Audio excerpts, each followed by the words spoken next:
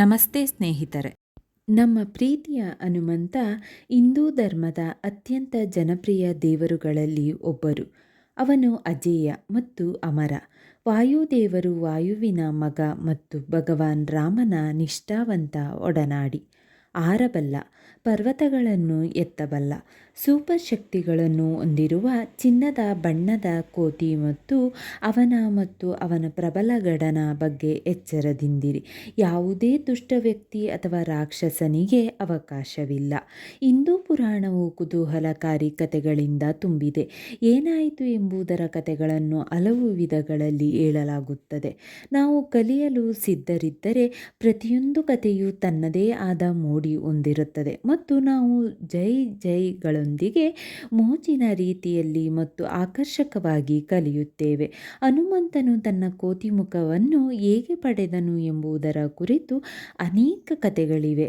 ಇದರಲ್ಲಿ ಇದು ಒಂದು. ನಾವು ಈಗ ಕರೆಯುವ ಅಂಜನಾ ದೇವತೆಗಳ ರಾಜ ಇಂದ್ರನ ರಾಜ್ಯದ ಸ್ವರ್ಗೀಯ ಕನ್ಯೆ ಪುಂಜಿಕ ಸ್ಥಳ ಎಂದು ಕರೆಯಲ್ಪಡುವ ಸುಂದರ ಅಪ್ಸರೆ. ಒಂದು ದಿನ ಪುಂಜಿಕ ಸ್ಥಳವು ಸ್ವರ್ಗದಲ್ಲಿ ಸುತ್ತಾಡುತ್ತಿದ್ದಾಗ ಅವಳು ಆಳವಾದ ಧ್ಯಾನದಲ್ಲಿ ಮುಳುಗಿದ್ದ ಕೋತಿ ಋಷಿಯನ್ನು ಕಂಡಳು. ಅಡ್ಡಕಾಲಿನ ಕೋತಿಯ ನೋಟವು ಪುಂಜಿಕಾ ಸ್ಥಳದಲ್ಲಿ ನಕ್ಕಿತು. ಅವನ ಭಕ್ತಿಯನ್ನು ಮೆಚ್ಚುವ ಬದಲು ಅವಳು ತನ್ನನ್ನು ತಾನು ನಿಯಂತ್ರಿಸಿಕೊಳ್ಳಲು ಸಾಧ್ಯವಾಗದೆ ನಕ್ಕಳು. ಕೋತಿ ಋಷಿ ಜ್ಞಾನದಲ್ಲಿ ಎಷ್ಟು ಆಳವಾಗಿತ್ತೆಂದರೆ ಯಾರೋ ತನ್ನನ್ನು ನೋಡಿ ನಗುತ್ತಿದ್ದಾರೆಂದು ಅವನಿಗೆ ತಿಳಿದಿರಲಿಲ್ಲ.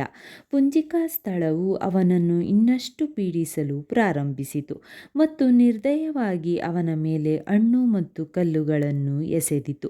ಮಾವಿನ ಹಣ್ಣುಗಳಲ್ಲಿ ಒಂದು ಋಷಿಯ ತಲೆಯ ಮೇಲೆ ಬಡಿದಾಗ ಅವನು ಕಣ್ಣು ತೆರೆದು ಗಾಬರಿಗೊಂಡನು. ಅವನ ಜ್ಞಾನ ಭಂಗವಾಯಿತು. ಅವನು ಕೋಪದಿಂದ ಸುತ್ತಲೂ ನೋಡಿದನು ಮತ್ತು ಪುಂಜಿಕಾ ಸ್ಥಳವು ಮತ್ತೊಂದು ಕಲ್ಲನ್ನು ಎಸೆಯಲು ಸಿದ್ಧವಾಗಿರುವುದನ್ನು ನೋಡಿದನು. ಪುಂಜಿಕಾ ಸ್ಥಳನ ವರ್ತನೆಯಿಂದ ತಾಳ್ಮೆ ಕಳೆದುಕೊಂಡ ವಾನರ ಋಷಿ ಕೋಪಗೊಂಡನು. ಅವಳು ತನ್ನ ಜ್ಞಾನಕ್ಕೆ ಅಡ್ಡಿಪಡಿಸಿದ್ದರಿಂದ ಅವನು ಇನ್ನಷ್ಟು ಕೋಪಗೊಂಡನು. ಅವನು ತುಂಬಾ ಕೋಪಗೊಂಡು ಅವಳನ್ನು ಶಪಿಸಿದನು. ಅವಳು ಕೋತಿಯನ್ನು ಗೇಲಿ ಮಾಡಿದಂತೆ ಅವಳು ಕೋತಿಯ ರೂಪವನ್ನು ಧರಿಸುತ್ತಾಳೆ ಎಂಬುದು ಶಾಪವಾಗಿತ್ತು. ಪುಂಜಿಕಾ ಸ್ಥಳ ಋಷಿಗೆ ತನ್ನ ಶಾಪವನ್ನು ಹಿಂತೆಗೆದುಕೊಳ್ಳುವಂತೆ ಬೇಡಿಕೊಂಡಳು. ಅವಳು ತನ್ನ ಕಾರ್ಯಗಳಿಗೆ ತುಂಬಾ ವಿಷಾದಿಸಿದಳು ಮತ್ತು ನಿಜವಾಗಿಯೂ ಪಶ್ಚಾತ್ತಾಪ ಪಟ್ಟಳು.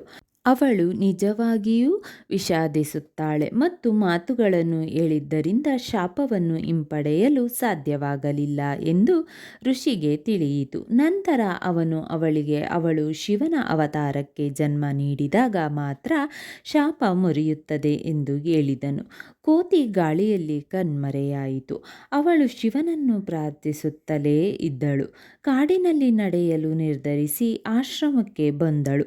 ಆಶ್ರಮದ ಒಳಗಿನ ಜನರು ದಯಾಳು ಮತ್ತು ಪವಿತ್ರ ಜನರು ಮತ್ತು ಅವಳ ಕೋತಿ ಮುಖವನ್ನು ಅಪಹಾಸ್ಯ ಮಾಡುತ್ತಿರಲಿಲ್ಲ. ಪುಂಜಿಕಾ ಸ್ಥಳವು ಬಹಳ ದಿನಗಳ ನಂತರ ತುಂಬ ಹಸಿದಿತ್ತು ಮತ್ತು ಅವರು ನೀಡಿದ ಹಣ್ಣುಗಳನ್ನು ಸ್ವೀಕರಿಸಿದರು.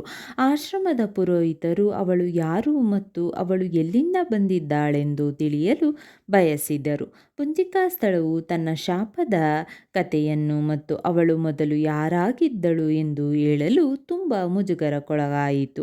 ಅವಳು ತನ್ನ ಹೆಸರು ಅಂಜನಾ ಎಂದು ಅವರಿಗೆ ಹೇಳಿದಳು ಮತ್ತು ಹೊಸ ಗುರುತನ್ನು ರೂಪಿಸಿಕೊಳ್ಳಲು ನಿರ್ಧರಿಸಿದಳು. ತನ್ನ ಹಿಂದಿನ ಜೀವನವನ್ನು ಬಿಟ್ಟು ಹೊಸ ಆರಂಭವನ್ನು ಪ್ರಾರಂಭಿಸಲು ನಿರ್ಧರಿಸಿದಳು. ಈ ಹೊಸ ಹೆಸರು ವಿಶೇಷವಾದಕ್ಕಾಗಿ ಉದ್ದೇಶಿಸಲ್ಪಟ್ಟಿದೆ ಎಂದು ಅವಳು ಭಾವಿಸಿದಳು.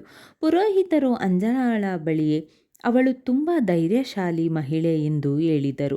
ಅವರು ಭಯಭೀತರಾಗಿ ಕಾಣುತ್ತಿದ್ದರು. ಅವರು ಅನಜನಗಳಿಗೆ ರಾತ್ರಿಯಲ್ಲಿ ಕಾಡಿಗೆ ಹೋಗುವುದಿಲ್ಲ ಎಂದು ಹೇಳಿದರು. ಅಲ್ಲಿ ವಾಸಿಸುತ್ತಿದ್ದ ಸಾಂಬಸದನ ಎಂಬ ದೊಡ್ಡ ರಾಕ್ಷಸನ ಬಗ್ಗೆ ಅವರು ಅಂಜನಳಿಗೆ ಹೇಳಿದರು. ಅವನು ಭಯಾನಕ ರಾಕ್ಷಸನಾಗಿದ್ದನು ಮತ್ತು ಕಾಡಿನಲ್ಲಿ ಜನರನ್ನು ಭಯಭೀತಗೊಳಿಸುತ್ತಿದ್ದನು. ಅವನು ಆಶ್ರಮದ ಮೇಲೆ ದಾಳಿ ಮಾಡಲಿದ್ದಾನೆ ಮತ್ತು ತಮ್ಮನ್ನು ತಾವು ರಕ್ಷಿಸಿಕೊಳ್ಳಲು ಸಿದ್ಧತೆ ನಡೆಸುತ್ತಿದ್ದಾನೆ ಎಂದು ಅವರು ಚಿಂತಿತರಾಗಿದ್ದರು. ಅಂಜನಾಳು ಪುರೋಹಿತರಿಗೆ ತಾನು ಸಹಾಯ ಮಾಡುತ್ತೇನೆ ಎಂದು ಹೇಳಿದಳು. ಅಂಜನಾ ನೆಲದ ಮೇಲೆ ಒಂದು ಸಣ್ಣ ಶಿವಲಿಂಗವನ್ನು ಮಾಡಿ ಶಿವ ಮತ್ತು ಪಾರ್ವತಿ ದೇವಿಯನ್ನು ಪ್ರಾರ್ಥಿಸಲು ಪ್ರಾರಂಭಿಸಿದಳು. ಈ ಒಳ್ಳೆಯ ಮತ್ತು ದಯಾಳು ಜನರಿಗೆ ಸಹಾಯ ಮಾಡಲು ಮತ್ತು ಅವರನ್ನು ರಾಕ್ಷಸನಿಂದ ರಕ್ಷಿಸಲು ಅವಳು ಪ್ರಾರ್ಥಿಸಿದಳು. ಅವಳು ಶಕ್ತಿ ಮತ್ತು ಧೈರ್ಯಕ್ಕಾಗಿ ಪ್ರಾರ್ಥಿಸಿದಳು. ಅಂಜನಾ ಇದ್ದಕ್ಕಿದ್ದಂತೆ ತನ್ನ ಕಿವಿಗಳಲ್ಲಿ ಸಂಬಸದಮನನ್ನು ಅವನ ಸ್ವಂತ ರಕ್ತದಿಂದ ಮಾತ್ರ ಸೋಲಿಸಲು ಸಾಧ್ಯ, ನನ್ನ ಮಗು ನೀನು ವಿಜಯಶಾಲಿಯಾಗಲಿ ಎಂಬ ಮಾತುಗಳನ್ನು ಕೇಳಿದಳು. ತನ್ನ ಪ್ರಾರ್ಥನೆಗಳಿಗೆ ಉತ್ತರ ಸಿಕ್ಕಿದೆ ಎಂದು ಅಂಜನಾಳಿಗೆ ತಿಳಿದಿತ್ತು ಮತ್ತು ಅದು ಅವಳನ್ನು ಗೆಲುವಿನತ್ತ ಕೊಂಡೊಯ್ಯುತ್ತದೆ ಎಂಬ ಭರವಸೆಯಿಂದ ತುಂಬಿತ್ತು. ಅವಳು ಯುದ್ಧಕ್ಕೆ ಸಿದ್ಧಳಾದಳು. ಆಯುಧಗಳನ್ನು ಎತ್ತಿಕೊಳ್ಳುತ್ತಿರುವಾಗ ತನ್ನ ಪಕ್ಕದಲ್ಲಿ ನಿಂತಿದ್ದ ಇನ್ನೊಬ್ಬ ವ್ಯಕ್ತಿಯನ್ನು ನೋಡಿದಳು. ಅವನಿಗೆ ಅವನ ಮುಖ ಕಾಣಿಸಲಿಲ್ಲ. ಆ ವ್ಯಕ್ತಿ ಯೋಧನಂತೆ ಕಾಣುತ್ತಿದ್ದನು ಮತ್ತು ತುಂಬಾ ದೇಹ ರಚನೆ ಹೊಂದಿದ್ದನು. ರಾಕ್ಷಸನ ವಿರುದ್ಧ ಹೋರಾಡಲು ಪುರೋಹಿತನು ಈ ಯೋಧ ಅಥವಾ ರಾಜನನ್ನು ಕರೆದಿದ್ದಾನೆಂದು ಅಂಜನಾ ಭಾವಿಸಿದಳು. ಆ ವ್ಯಕ್ತಿ ಗಾಯದ ಗುರುತುಗಳನ್ನು ಧರಿಸಿದನು ಮತ್ತು ಅವನು ಅನೇಕ ಯುದ್ಧಗಳನ್ನು ಮಾಡಿದಂತೆ ಕಾಣುತ್ತಿದ್ದನು. ಆ ವ್ಯಕ್ತಿ ಅಂಜನಾಳ ಕಡೆಗೆ ತಿರುಗಿದಾಗ ಅವಳು ತನ್ನ ಕಣ್ಣುಗಳನ್ನು ನಂಬಲು ಸಾಧ್ಯವಾಗಲಿಲ್ಲ. ಅವನ ಮುಖವು ಕೋತಿಯಂತಿತ್ತು. ಆ ವಾನರ ಮನುಷ್ಯ ತನ್ನನ್ನು ಕೋತಿಗಳ ರಾಜ ಕೇಸರಿ ಎಂದು ಪರಿಚಯಿಸಿಕೊಂಡನು ಮತ್ತು ಇದು ಅವನ ಪ್ರದೇಶವಾಗಿತ್ತು. ಇದ್ದಕ್ಕಿದ್ದಂತೆ ಒಂದು ಗುಡುಗಿನ ಗರ್ಜನೆ ಕೇಳಿಸುತ್ತಿತ್ತು. ಆ ಬೃಹತ್ ರಾಕ್ಷಸನು ಆಶ್ರಮದ ಕಡೆಗೆ ಧಾವಿಸುತ್ತಿದ್ದನು. ಕೇಸರಿ ತನ್ನ ಆಯುಧವನ್ನು ಎತ್ತುಕೊಂಡು ರಾಕ್ಷಸನ ಮೇಲೆ ದಾಳಿ ಮಾಡಿದನು. ಅವರಿಬ್ಬರು ಆಶ್ರಮದ ಕೆಲವು ಜನರು ಮತ್ತು ಒಂದು ಸಣ್ಣ ವಾನರ ಸೈನ್ಯದೊಂದಿಗೆ ರಾಕ್ಷಸನೊಂದಿಗೆ ಹೋರಾಡಿದರು. ಕೇಸರಿಯು ತನ್ನ ಕೌಶಲ್ಯದಿಂದ ಕೂಡ ರಾಕ್ಷಸನನ್ನು ಸೋಲಿಸಲು ಸಾಧ್ಯವಾಗಲಿಲ್ಲ. ರಾಕ್ಷಸನು ಬಹಳ ವೇಗವಾಗಿ ಚಲಿಸಿದನು ಮತ್ತು ರೂಪಗಳನ್ನು ಬದಲಾಯಿಸಿದನು. ಕೊನೆಗೆ ಕೇಸರಿ ರಾಕ್ಷಸನನ್ನು ನೋಯಿಸಿದನು. ಅವನ ರಕ್ತ ಭೂಮಿಗೆ ಹರಿಯಿತು. ಅಂಜನಾ ಓಡಿ ಹೋಗಿ ಬಾಣಗಳನ್ನು ರಾಕ್ಷಸನ ಸ್ವಂತ ರಕ್ತದಲ್ಲಿ ಅದ್ದಿದಳು. ಅವಳು ವೇಗವಾಗಿ ರಾಕ್ಷಸನ ಮೇಲೆ ಬಾಣಗಳನ್ನು ಹಾರಿಸಿದಳು. ಪ್ರತಿ ಬಾಣವು ಅವನನ್ನು ಚುಚ್ಚುತ್ತಿದ್ದಂತೆ ರಾಕ್ಷಸನು ಪ್ರಬಲವಾದ ಕೂಗನ್ನು ಹೊರಡಿಸಿದನು. ಕೇಸರಿ ಅಂಜನಾ ಮಾಡಿದ್ದನ್ನು ನೋಡಿದನು ಮತ್ತು ತನ್ನ ಸ್ವಂತ ಆಯುಧಗಳನ್ನು ರಾಕ್ಷಸರ ರಕ್ತದಲ್ಲಿ ಅದ್ದಿ ಹೋರಾಡುತ್ತಲೇ ಇದ್ದನು. ರಕ್ತದಲ್ಲಿ ಅದ್ದಿದ್ದ ಪ್ರತಿಯೊಂದು ಆಯುಧವು ರಾಕ್ಷಸನನ್ನು ಹೊಡೆದಾಗ ಅವನು ಕರಗಲು ಪ್ರಾರಂಭಿಸಿದನು. ಅವನ ಕಿವುಡುಗೊಳಿಸುವ ಕೂಗು ಕಾಡಿನಾದ್ಯಂತ ಪ್ರತಿಧ್ವನಿಸಿತು. ಅವನು ಅಂತಿಮವಾಗಿ ಸೋಲಿಸಲ್ಪಟ್ಟನು ಮತ್ತು ಕಾಡು ಮತ್ತೆ ಸುರಕ್ಷಿತವಾಯಿತು. ಒಬ್ಬ ಪುರೋಹಿತ ಅಂಜನಾಳ ಬಳಿಗೆ ಬಂದು, ಯಾರಾದರೂ ತಮ್ಮ ಜನರು ಯುದ್ಧದಲ್ಲಿ ಗೆಲ್ಲಲು ಸಹಾಯ ಮಾಡಿದಾಗ ಅವರು ಸಂಪ್ರದಾಯದಂತೆ ಉಡುಗೊರೆಯನ್ನು ನೀಡುತ್ತಾರೆ ಎಂದು ಹೇಳಿದಳು. ಕೇಸರಿಯನ್ನು ಮದುವೆಯಾಗುವ ಬಗ್ಗೆ ಯೋಚಿಸುತ್ತೀರಾ ಎಂದು ಅವಳು ಅಂಜನಾಳನ್ನು ಕೇಳಿದಳು. ಅಂಜನಾ ಆಶ್ಚರ್ಯಚಕಿತಳಾದಳು. ಅವನು ಧೈರ್ಯಶಾಲಿ ಮತ್ತು ಅತ್ಯಂತ ಬುದ್ಧಿವಂತ ವ್ಯಕ್ತಿ ಎಂದು ಅವಳಿಗೆ ತಿಳಿದಿತ್ತು. ಕೇಸರಿ ಹಾಗೆ ಆಗುತ್ತಾನೆ ಎಂದು ಅವಳು ಭಾವಿಸಿದರೆ ಅಂಜನಾ ಕೂಡ ಸಿದ್ಧಳಾಗಿದ್ದಳು. ಕೇಸರಿ ಈಗಾಗಲೇ ಅಂಜನಾಳನ್ನು ಮದುವೆಯಾಗಲು ಸಿದ್ಧಳಾಗಿದ್ದಾಳೆ ಎಂದು ಪುರೋಹಿತ ಅಂಜನಾಗೆ ಹೇಳಿದನು. ವಿಶೇಷ ಮತ್ತು ಶುಭ ದಿನವನ್ನು ಆಯ್ಕೆ ಮಾಡಲಾಯಿತು ಮತ್ತು ಕೇಸರಿ ಮತ್ತು ಅಂಜನಾ ವಿವಾಹವಾದರು. ಅವರ ಮದುವೆಯ ನಂತರ ಅಂಜನಾ ಮತ್ತು ಕೇಸರಿ ಇಬ್ಬರೂ ಪ್ರತಿದಿನ ಶಿವ ಮತ್ತು ಪಾರ್ವತಿ ದೇವಿಯನ್ನು ಪೂಜಿಸಿದರು. ಅವರು ತುಂಬ ಸಂತೋಷದ ದಾಂಪತ್ಯ ಜೀವನವನ್ನು ನಡೆಸಿದರು. ಈ ಮಧ್ಯೆ ಅಯೋಧ್ಯ ನಗರದಲ್ಲಿ ರಾಜ ದಶರಥನಿಗೆ ಮಕ್ಕಳಿರಲಿಲ್ಲ ಮತ್ತು ಮಕ್ಕಳಿಗಾಗಿ ಒಂದು ಆಚರಣೆಯನ್ನು ಮಾಡುತ್ತಿದ್ದ. ಅವನಿಗೆ ತನ್ನ 3 ಪತ್ನಿಯರೊಂದಿಗೆ ಹಂಚಿಕೊಳ್ಳಲು ಸಿಹಿ ಕಡುಬು ನೀಡಲಾಯಿತು. ರಾಜ ದಶರಥನು ಕೌಸಲ್ಯ ಮತ್ತು ಕೈಕೆಯಿಗೆ ಕಡುಬು ಕೊಟ್ಟನು. ಆದರೆ ರಾಜನು ರಾಣಿಗೆ ಸುಮಿತ್ರೆಗೆ ಕಡುಬು ಕೊಡಲು ಹೊರಟಿದಾಗ ಒಂದು ಪಕ್ಷಿ ಕಡುಬು ಕಸಿದುಕೊಂಡು ಹಾರಿಹೋಯಿತು. ಕೌಸಲ್ಯ ಮತ್ತು ಕೈಕೆಯು ಇಬ್ಬರೂ ತಕ್ಷಣವೇ ತಮ್ಮ ಕಡುಬಿನ ಒಂದು ಭಾಗವನ್ನು ರಾಣಿ ಸುಮಿತ್ರೆಗೆ ನೀಡಿದರು ಮತ್ತು ಅದಕ್ಕಾಗಿಯೇ ಅವರು ಅವಳಿ ಮಕ್ಕಳಿಗೆ ಜನ್ಮ ನೀಡಿದರು. ಲಕ್ಷ್ಮಣ ಮತ್ತು ಶತ್ರುಘ್ನ ರಾಣಿ ಕೌಸಲ್ಯೆ ರಾಮಾಯಣದ ನಾಯಕ ರಾಮನಿಗೆ ಜನ್ಮ ನೀಡಿದರು ಮತ್ತು ರಾಣಿ ಕೈಕೇಯಿ ಭರತನಿಗೆ ಜನ್ಮ ನೀಡಿದರು. ಕಡುಬನ್ನು ಕದ್ದ ಪಕ್ಷಿ ವಾಸ್ತವವಾಗಿ ಸುವರ್ಚಲ ಎಂಬ ಅಪ್ಸರೆ.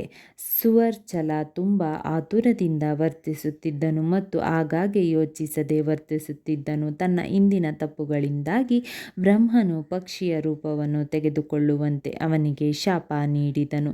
ಆದಾಗ್ಯೂ ಬ್ರಹ್ಮನು ಶಾಪವನ್ನು ಬದಲಾಯಿಸಿದನು ಮತ್ತು ರಾಜ ದಶರಥನಿಗೆ ಅಗ್ನಿ ನೀಡಿದ ಕಡುಬನ್ನು ಮುಟ್ಟಿದರೆ ಮಾತ್ರ ಸುವರ್ಚಲಳು ತನ್ನ ಶಾಪದಿಂದ ಮುಕ್ತಳಾಗುತ್ತಾಳೆ ಎಂದು ಹೇಳಿದನು. ಶಾಪವನ್ನು ತೆಗೆದುಹಾಕಲು ಸುವರ್ಚಲನು ಅವಕಾಶವನ್ನು ಕಂಡುಕೊಂಡನು ಮತ್ತು ರಾಣಿ ಸುಮಿತ್ರಳಿಂದ ಕಡುಬನ್ನು ಕಸಿದುಕೊಂಡನು. ತಕ್ಷಣ ಅವಳು ರೂಪ ಬದಲಾಯಿಸಿಕೊಂಡು ಅಪ್ಸರೆಯಾದಳು. ಶಿವನ ಆದೇಶವನ್ನು ಅನುಸರಿಸಿ ಕಡುಬು ವಾಯುದೇವರ ಕಡೆಗೆ ಬಿದ್ದಿತು. ವಾಯು ಕಡುಬನ್ನು ನೇರವಾಗಿ ಅಂಜನಾ ಮತ್ತು ಕೇಸರಿ ವಾಸಿಸುತ್ತಿದ್ದ ಕಾಡಿನ ಕಡೆಗೆ ಊದಿದನು. ಅಂಜನಾ ಮತ್ತು ಕೇಸರಿ ಬೆಳಗಿನ ಪ್ರಾರ್ಥನೆ ಮುಗಿಸಿದಾಗ ಅಂಜನಾ ಪಾಯಸವನ್ನು ನೋಡಿದರು. ಈ ಪಾಯಸವನ್ನು ತೆಗೆದುಕೊಳ್ಳಿ ಅಂಜನಾ, ಇದರಲ್ಲಿ ವಾಯುದೇವರ ಶಕ್ತಿ ಇದೆ, ಏಕೆಂದರೆ ಅವನು ಅದನ್ನು ಊದಿದವನು ಮತ್ತು ಅದರೊಳಗೆ ಶಿವನ ಸಾರವಿದೆ. ನಿಮಗೆ ಆರೋಗ್ಯವಂತ ಧೈರ್ಯಶಾಲಿ ಹುಡುಗ ಇರುತ್ತಾನೆ, ಅವರು ಶಿವನ ಅವತಾರವಾಗುತ್ತಾರೆ. ಪಾಯಸವನ್ನು ತೆಗೆದುಕೊಳ್ಳಿ. ಅಂಜನಾ ರಾಮಾಯಣದ ಅತ್ಯಂತ ಶಕ್ತಿಶಾಲಿ ನಾಯಕರಲ್ಲಿ ಒಬ್ಬರಾದ ಹನುಮಂತನಿಗೆ ಜನ್ಮ ನೀಡಿದಳು. ನಮ್ಮ ಪ್ರೀತಿಯ ವಾನರ ದೇವರು ಶಿವನ ಅವತಾರಕ್ಕೆ ಜನ್ಮ ನೀಡಿದ್ದರಿಂದ ಅಂಜನಾ ತನ್ನ ಶಾಪದಿಂದ ಮುಕ್ತಳಾದಳು. ಹನುಮಂತನಿಗೆ ಆಂಜನೇಯ ಎಂದು ಹೆಸರಿಸಲಾಯಿತು. ಅವನನ್ನು ಪವನಪುತ್ರ ಅಂದರೆ ವಾಯುದೇವನ ಮಗ ಎಂದು ಕರೆಯಲಾಗುತ್ತಿತ್ತು. ಅವನಿಗೆ ವಾಯುದೇವನ ಸಾರವಿದ್ದ ಕಾರಣ ಅವನನ್ನು ಹಾಗೆ ಕರೆಯಲಾಯಿತು. ಅವನಿಗೆ ಅನೇಕ ಹೆಸರುಗಳಿವೆ ಮತ್ತು ಹನುಮಂತನನ್ನು ಕೇಸರೀನಂದನ ಎಂದೂ ಕರೆಯಲಾಗುತ್ತಿತ್ತು. ಪ್ರತಿ ಶನಿವಾರ ಪೂಜೆ ಮಾಡುವ ಸಮಯದಲ್ಲಿ ಹನುಮಾನಿನ ಈ ಮೂಲಮಂತ್ರವನ್ನು 11 ಬಾರಿ ಪಠಿಸಿ. ಈ ಮಂತ್ರಗಳು ಧೈರ್ಯ, ಶಕ್ತಿ, ಜ್ಞಾನ, ಸಮಸ್ಯೆ ನಿವಾರಣೆ ಮತ್ತು ಯಶಸ್ಸುಗಳಂತಹ ವಿವಿಧ ಪ್ರಯೋಜನಗಳನ್ನು ನೀಡುತ್ತವೆ. ಮಂತ್ರ ಈ ರೀತಿ ಇದೆ: ಓಂ ಹನುಮತೆ ನಮಃ. ಓಂ ಹನುಮತೆ ನಮಃ. ಓಂ ಹನುಮತೆ ನಮಃ. ಓಂ ಹನುಮತೆ ನಮಃ. ಓಂ ಹನುಮತೆ ನಮಃ. ಓಂ ಹನುಮತೆ ನಮಃ. ಓಂ ಹನುಮತೆ ನಮಃ. ಓಂ ಹನುಮತೆ ನಮಃ. ಓಂ ಹನುಮತೆ ನಮಃ. ಓಂ ಹನುಮತೆ ನಮಃ. ಓಂ ಹನುಮತೆ ನಮಃ. ಓಂ ಹನುಮತೆ ನಮಃ. ಓಂ ಹನುಮತೆ ನಮಃ. ಓಂ ಹನುಮತೆ ನಮಃ. ಓಂ ಹನುಮತೆ ನಮಃ. ಓಂ ಹನುಮತೆ ನಮಃ. ಓಂ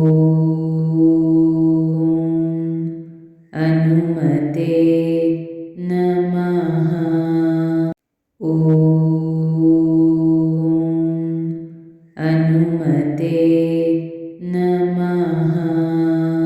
ಓಂ ಹನುಮತೆ ನಮಃ. ಸ್ನೇಹಿತರೆ, ಈ ವಿಡಿಯೋ ಇಷ್ಟವಾದಲ್ಲಿ ಲೈಕ್, ಶೇರ್ ಆ್ಯಂಡ್ ಕಾಮೆಂಟ್ ಮಾಡಿ. ಮುಂದಿನ ವಿಡಿಯೋಸ್ಗಳಿಗಾಗಿ ಚಾನಲ್ ಅನ್ನು ಸಬ್ಸ್ಕ್ರೈಬ್ ಮಾಡಿ. ಧನ್ಯವಾದಗಳು.